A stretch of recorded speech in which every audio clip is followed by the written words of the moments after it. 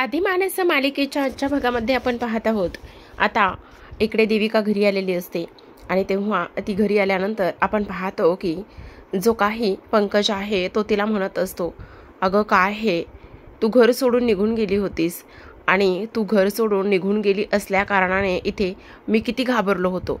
का तू अशी वागलेली आहेस, का घर सोडून निघून गेली आणि मी किती घाबरलो होतो आणि तुला किती शोधलं, काय काय नाही केलं मी, असं इकडे तो बोलतो। तेव्हा देविका त्याला म्हणत असते, हो का, असं आहे तर मग मला एक गोष्ट सांग, जर मी घर सोडून निघून गेले होते किंवा मी घर सोडून जाणार होते तर तू त्या अगोदर असं का वागलास? काय ह्या सगळ्या गोष्टी तू अशा केलेल्या आहेस? काय गरज होती तुला ह्या सगळ्या गोष्टी अशा करायची? बोल ना, तुझ्या अशा वागण्यामुळेच मी घर सोडून निघून गेली ना, हे सुद्धा तेवढंच खरं आहे ना, असं इकडे आता देविका म्हणत असते आणि रडायला लागलेली असते। तेव्हा इकडे पंकज म्हणत असतो, सॉरी ना बेबी, हे बघ माझं चुकलेलंच आहे, मला माहिती आहे मी खूप चुकीचा वागलोय, पण प्लीज मला माफ कर ना। आणि तेव्हा इकडे देविका म्हणत असते, पण तू खूप चुकीचा वागलायस पंकज, मी तुला कधीच माफ नाही करू शकणार वगैरे वगैरे हे सगळं आता इकडे ती बोलत असते। आता इकडे तेव्हा सत्यामध्ये येतो आणि सत्यामध्ये आल्यानंतर आपण पाहतो की तो म्हणत असतो, खरं तर इकडे ना पुन्हा तू असं वागू नकोस, आणि जर तू पुन्हा असा वागलास ना तर ती पुन्हा घर सोडून निघून जाईल, समजलं का तुला? तुला काय गरज होती असं वागायची? आणि हे सगळं तुझ्यामुळेच झालेलं आहे की नाही? तुझ्यामुळेच इकडे देविका घर सोडून गेली, ह्या सुद्धा गोष्टी तेवढ्याच महत्त्वाच्या आहेत की नाही, असं सुद्धा आता इकडे सत्या जो आहे तो म्हणत असतो। आणि तेव्हा हे सगळं काही बोलल्यानंतर इकडे मात्र देविका जी आहे ना, ती देविका इकडे आता लगेचच जो सत्या आहे त्याच्याशी बोलत असते आणि त्याला म्हणत असते, हे बघ सत्या, हा आम्हा दोघांमधला प्रश्न आहे, उगाचच तिसऱ्याने आम्हा दोघां नवरा बायकोमध्ये इथे बोलू नये, असं इकडे ती बोलत असते। आणि तुला ह्या सगळ्या गोष्टी बोलण्याची काही गरज नाही, समजलं? तू आम्हा दोघा नवरा बायकोमध्ये न बोलल्यालंच बरं, असं इकडे आता ती बोलत असते। तेव्हा सत्या म्हणत असतो, हो का, असं म्हणत आहेस का तू? तुला कळतंय का, जर तुला रिटर्न यायचंच होतं तर मग तू इथे घर सोडून गेलीसच का? तुझ्या अशा जाण्यामुळे, तुझ्या अशा वागण्यामुळे तुला माहिती का आम्हा सगळ्या लोकांनाच किती त्रास झालाय म्हणून? फक्त आणि फक्त तुझ्यामुळे हा त्रास आम्हाला झालेला आहे, असं सुद्धा आता इकडे सत्या बोलत असतो। तेव्हा देविका म्हणत असते, हे बघ, तुला कोणी सांगितलं होतं मला शोधायला यायचं? माझं मी बघून घेतलं असतं, हा मा दोघा नवरा बायकोंचा प्रश्न आहे ना। तेव्हा आता मीरा सुद्धा मध्ये पडते आणि ती म्हणत असते, देविका काय बोलतेस, तुझं तुला तरी कळतं का? अगं घरातून तू घर सोडून गेली होतीस, पण तुझ्या अशा वागण्यामुळे फक्त एकटा पंकजलाच नाही तर घरातील प्रत्येक व्यक्तीला इथे तुझ्या अशा वागण्याचा त्रास झालेला आहे, असं इकडे ती बोलते। आता तेव्हा देविका म्हणत असते, बाबा, हे दोघं जर असंच आमच्या नवरा बायकोंच्या नात्याबद्दल जर सतत कंटिन्यू बोलणार असतील ना तर मी तुम्हाला सांगते की इथे ना आम्ही दोघं जण ह्या घरामध्ये राहणारच नाही, आम्ही आमचं सेपरेट घर घेऊन वेगळं राहू। तेव्हा निरूपा म्हणत असते, नाही नाही नाही, असं होता कामा नये, जर आता ही वेगळं राहायला लागली तर माझी सोन्याचं अंड देणारी कोंबडीच गायब होईल, नाही नाही, असं अजिबात नकोय, असं इकडे ती बोलत असते। तेव्हा आपण पाहतो की सगळेजण आता इकडे देविकाला शांत करण्याचा प्रयत्न करतात। तर इकडे आता लगेच जो सत्य आहे तो म्हणत असतो, अच्छा असं होणार आहे तर, पण मला एक गोष्ट सांग, तू वेगळं राहण्याचा प्रयत्न करणार आहेस, पण इथे जर तू वेगळं राहणार असशील तर मला एक गोष्ट सांग, इथे तुम्हा दोघांचा खर्च कोण करणार आहे? बोल, कोण खर्च करणार आहे?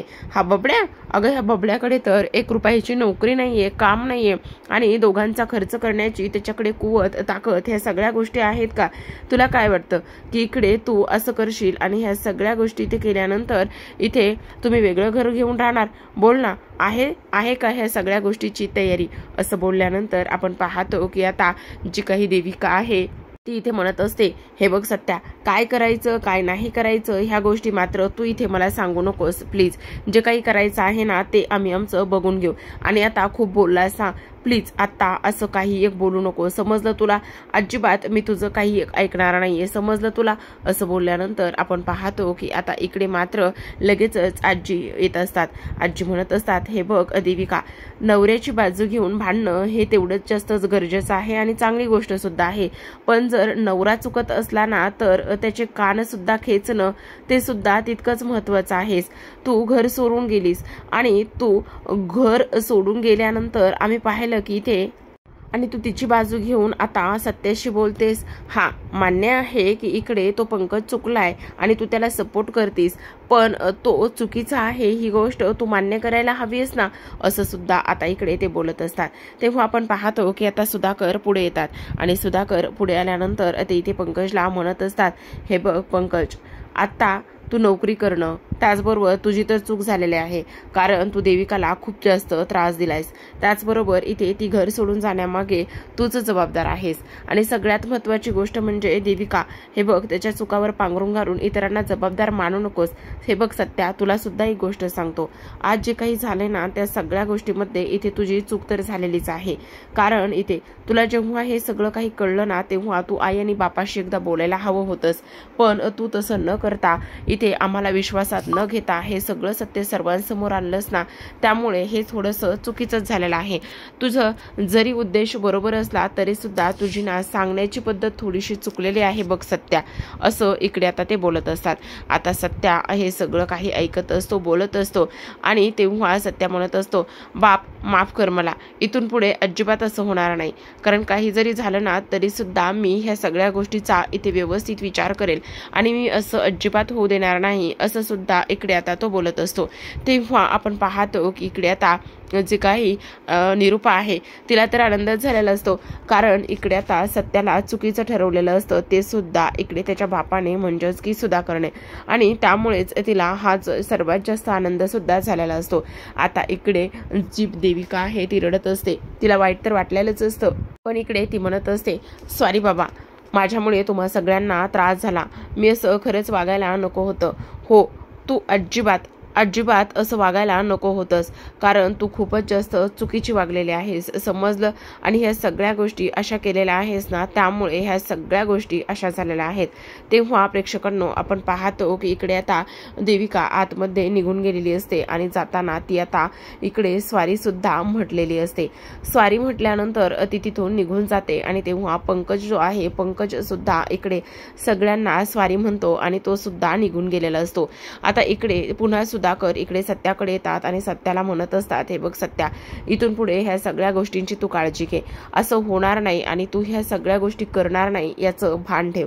कारण प्रत्येक गोष्ट करण्यासाठी इथे अगोदर आईबापांशी बोलणं खूप जास्त गरजेचं आहे. त्याचबरोबर आपण काय करतोय आणि त्याच्यामुळे एखाद्याचे आयुष्य वगैरे उद्ध्वस्त तर होणार नाही ना, ह्या सगळ्या गोष्टीची एकदा आपण खात्री करून घ्यायला हवी, असं सुद्धा इकडे आता ती लोक बोलत असतात.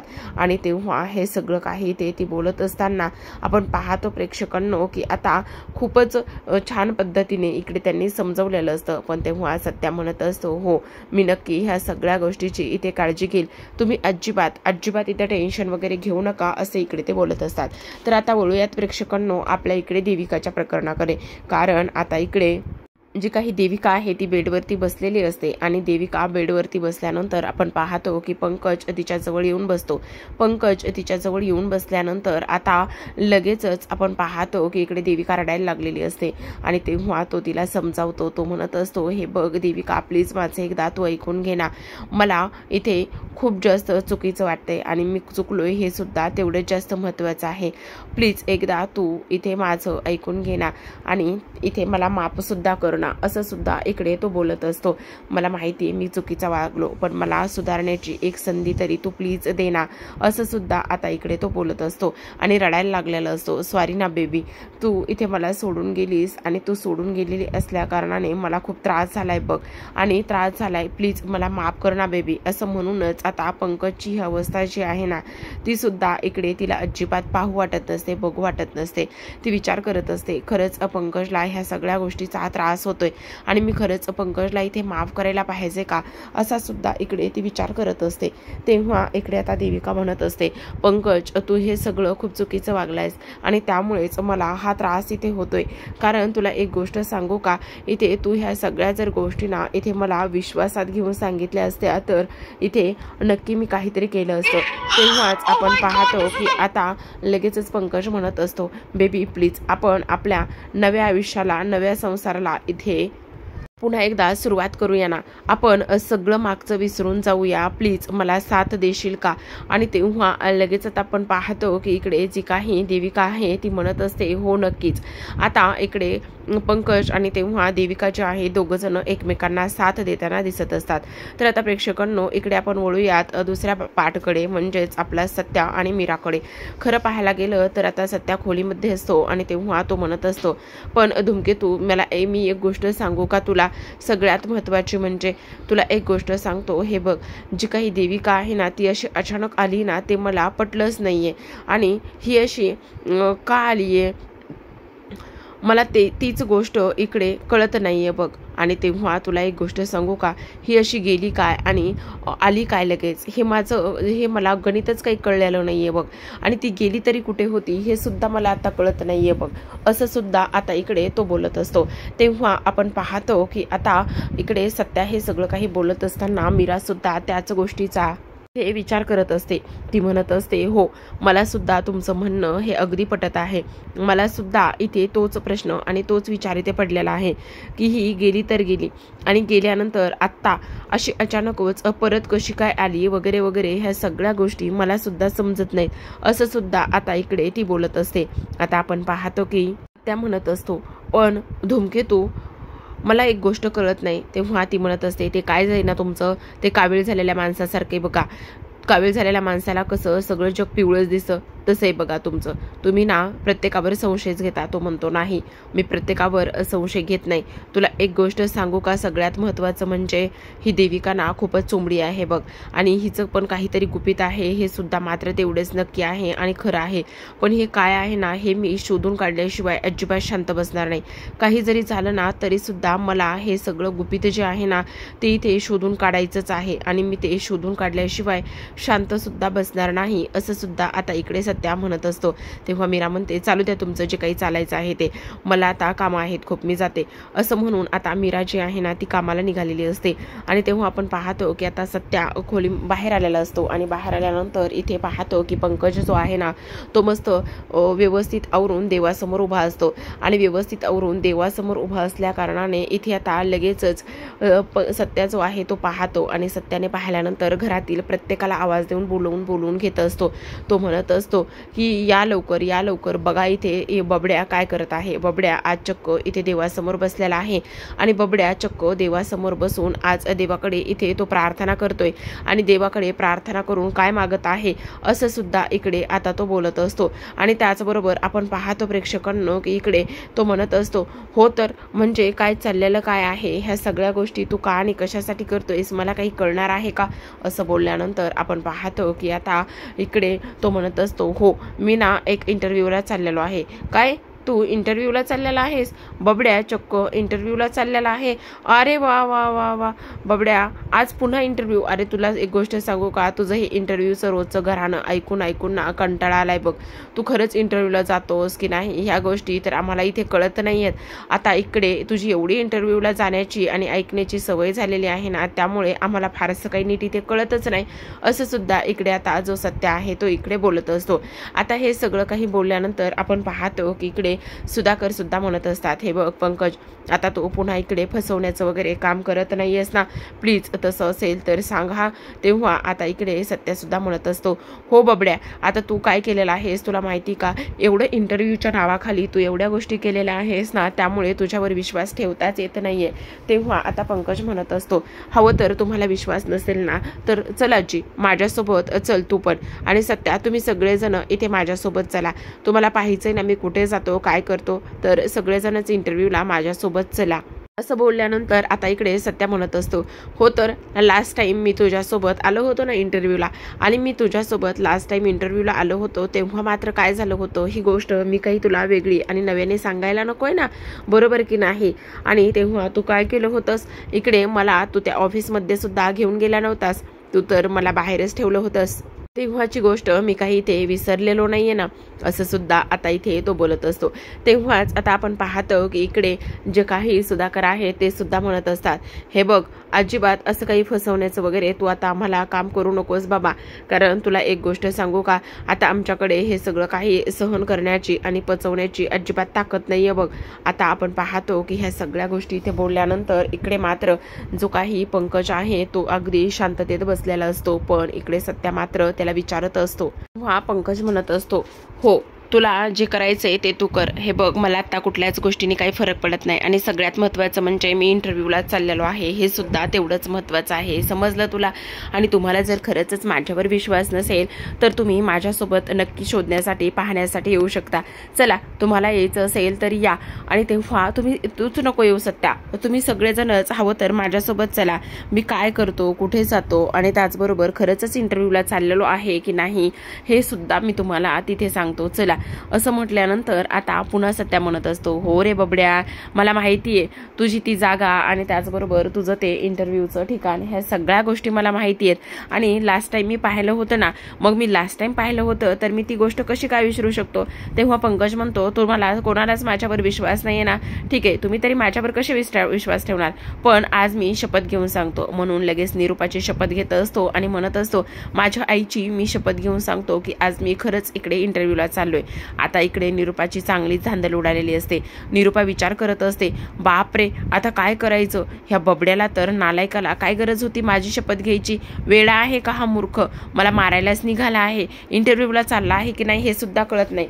असं म्हटल्याबरोबर आता लगेचच इकडे पंकजला माहिती आहे त्याच्या आईचा स्वभाव, त्यामुळे तो लगेच म्हणत असतो, आई तू नको काळजी करूस, मी तुझी खरी शपथ घेतली आणि आज मी जो काही इंटरव्ह्यूला चाललोय ना तो अगदी खराखुरात चाललेलो आहे. असं म्हणून तो लगेच आता निघून जातो. इकडे तो निघून गेल्यानंतर निरूपा पुन्हा मनामध्ये विचार करत असते, बबड्या, खरंच देविका घर सोडून गेली पण तिने जाऊन का होईना आली, पण इकडे बबड्यामध्ये मात्र खूपच जास्त सुधारणा झालेली आहे, हे सुद्धा तेवढंच महत्त्वाचं आहे, हो की नाही. असं सुद्धा इकडे तो बोलत असतो. तेव्हा आपण पाहतो की आजी म्हणत असतात, अरे हे सगळं समजा ठीक आहे बबड्या पंकज, पण तू इकडे निरूपाला चाललायस तर मग निरूपा, अगं तू तुझ्या मुलाला इथे शिकवलं नाहीयेस का की काही चांगल्या कामासाठी जात असताना थोड्या मोठ्यांचे आशीर्वाद घेतायत म्हणून ह्या सगळ्या गोष्टी तू इकडे तुझ्या पोराला शिकवल्या नाहीयेस का. अरे घे ना पंकज, सगळ्यांचे आशीर्वाद घे. असं म्हणून आता पंकज लगेच आजींच्या पाया पडतो आणि आजींचा सुद्धा तो आशीर्वाद घेत असतो. त्याचबरोबर इथे सुधाकर आणि निरूपाचा सुद्धा पंकज इथे आशीर्वाद घेतो आणि तेव्हा निघणार तोच सत्या त्याला थांबवतो. सत्या त्याला थांबवल्यानंतर लगेच त्याचे दोन्ही हात पकडतो आणि त्याला मिठी मारत असतो. खरं तर मिठी मारल्यानंतर इकडे पंकजला खूप छान वाटत असतं सुरुवातीला, आणि पंकजला छान वाटल्यानंतर आपण पाहतो की इकडे पंकज आनंदात असतो आणि तेव्हा सगळ्यांना सुद्धा आनंद झालेला असतो की सत्याने इथे आता पंकजला अशी घट्ट मिठी मारलेली आहे. तेव्हा आपण पाहतो की इकडे आता सगळेजण आनंदात असतात आणि तेव्हा सत्या म्हणत असतो, बेस्ट लक, नको काळजी करूस. हा पंकज आनंदात असतो आणि म्हणत असतो, थँक्यू. हां चुकीचा गैरसमज करून घेऊ नकोस. तुला सांगू, हे बेस्ट लक मी कोणासाठी दिलेलं आहे, जी लोक तुझी इंटरव्ह्यू घेणार आहेत ना, मी त्यांच्यासाठी तुला हे बेस्ट लक दिलेलं आहे. असं म्हटल्यानंतर आता त्याला तर ह्या गोष्टी अजिबात कळत नाही, कारण काय आहे ना, तुझा जो कोणी इंटरव्ह्यू घेणार आहे ना त्याच्यासाठी हे बेस्ट लक मी तुला दिलेलं आहे, असं सुद्धा इकडे आता सत्या बोलत असतो. तर आता प्रेक्षकांनो, इकडे असं बेस्ट लक दिल्यानंतर इकडे मात्र जी काही देविका आहे, देविका दरवाजातून पाहत असते आणि इकडे सत्या जो आहे तो देवाकडे प्रार्थना करतो की इथे माझ्या बबड्याचा आज इंटरव्ह्यू चांगला हो दे आणि जो काही इथे बॉस त्याला सगळे क्वेश्चन आन्सर विचारणार आहे ना त्यांना चांगली सद्बुद्धी दे आणि त्यांनाच इथे बेस्ट लक, शुभेच्छा. असं म्हणूनच आता इकडे पंकज मात्र काहीच बोलत नाही आणि पंकज तिथून निघून जातो. तर निरूपाला आनंद झालेला असतो. तिच्या मनामध्ये इकडे विचार सुरू असतो की नाही, काही जरी झालं तरी माझ्या बबड्यामध्ये ह्या सुधारणा होत आहेत, ते सुद्धा माझ्यासाठी तेवढंच महत्त्वाचं आहे. तर आता प्रेक्षकांनो, आजच्या भागामध्ये एवढंच. उद्याचा भाग खूप इंटरेस्टिंग असतो. उद्याच्या भागामध्ये आपण पाहतो की आता इकडे सत्ता एक भाडं सोडण्यासाठी आलेला असतो आणि एक लेडीज इथे आता ग्लोसी ऑटर ब्युटी पार्लरमध्ये गेलेली असते. तर ह्याच जागी निरूपा ब्युटी पार्लर असं नाव असतं आणि सत्या म्हणत असतो, हे समज काय आहे. सेम मीराच्या बाबतीत सुद्धा असं असतं. इकडे निरूपा ब्युटी पार्लरमध्ये एक पार्सल सोडायचं असतं, पण तिथे गेल्यावर ग्लोसी ऑटर ब्युटी पार्लर असं नाव असतं आणि हे सगळं सत्या आणि मीरासमोर देविकाचं सत्य आलेलं